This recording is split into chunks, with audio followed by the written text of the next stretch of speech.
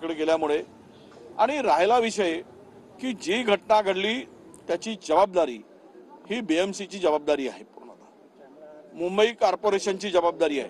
त्याला जी काही परमिशन दिली गेली, तुम्ही 5 लाख रुपये देऊन यापासून मुळे होत नाही, याची उच्चस्तरीय चौकशी तर होणे आवश्यकच आहे।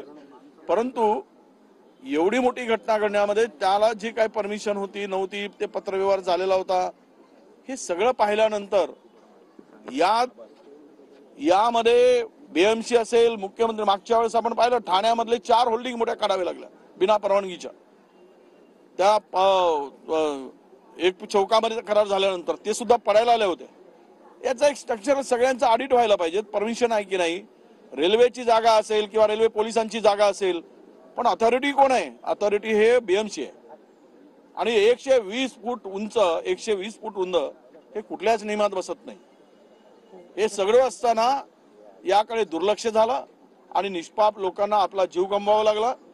शासनाची ही जबाबदारी बनते, केवळ विजिट करून मदत करून यातून मार्ग सुटणार नाही, तर या मुंबई, ठाणे, नवी मुंबई या मेट्रो याच्यामध्ये जेवढ्या काही होल्डिंग आहेत त्या सगळ्यांचा आता यांनी एक ऑडिट करून घेतलं पाहिजे। त्या इलिगल आहेत, लीगल आहेत, एक रिपोर्ट पब्लिकला सुद्धा माहिती झाली पाहिजे की यांनी काय कारवाई केलेली आहे।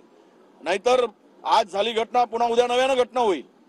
या घटनांची पुनरावृत्ती होऊ नये आणि याची जबाबदारी निश्चितपणे कोणावर कोण जबाबदार आहे त्याच्यावर फिक्स केली गेली पाहिजे।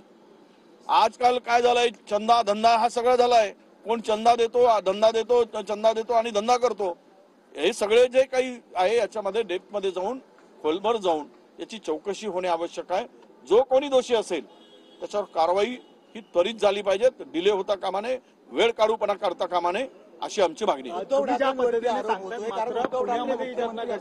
तुमचंच महाराष्ट्र विकास आघाडीचं सरकार असताना हा प्रकार झालेला होता, ही परवानगी देण्याचा असा आरोप सत्ताधारी करतायत। दुसरी गोष्ट, जो आरोपी मुख्य आहे तो फरार आहे, त्याचा फोटो सुद्धा आता उद्धव ठाकरेंसोबतचा व्हायरल होतोय। बघा, उद्या जर अदानी बरोबर पीएमचा फोटो आहे म्हणजे पीएमची पार्टनरशिप आहे काय? याला काही अर्थ असतो काय? कोणी कोणासाठी जाऊन फोटो काढतो? अरे सत्ताधाऱ्यांची जबाबदारी नाही काय? बीएमसीची जबाबदारी नाही काय? कोणाचा फोटो ट्विट करून कोणावर आरोप करण्यापेक्षा अदानींच्या फ्लाईटमध्ये जर पीएम जात असतील तर मग पार्टनर समजायचं का आम्ही? याला काय अर्थ नसतो, या बोलण्याला अर्थ नसतो। जी जबाबदारी, जो दोषी असेल तो मुख्य आरोपी आहे, त्यालाही पकडलं पाहिजे।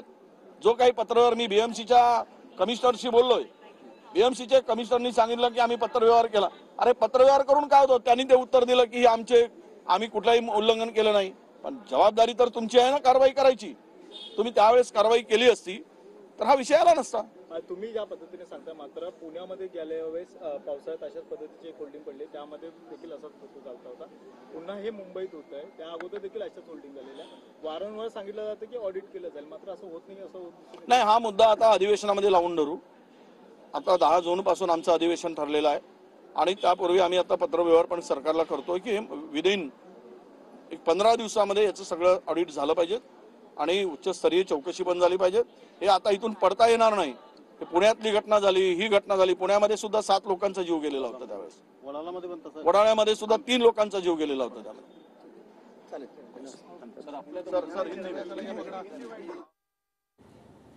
तर पालिकेनं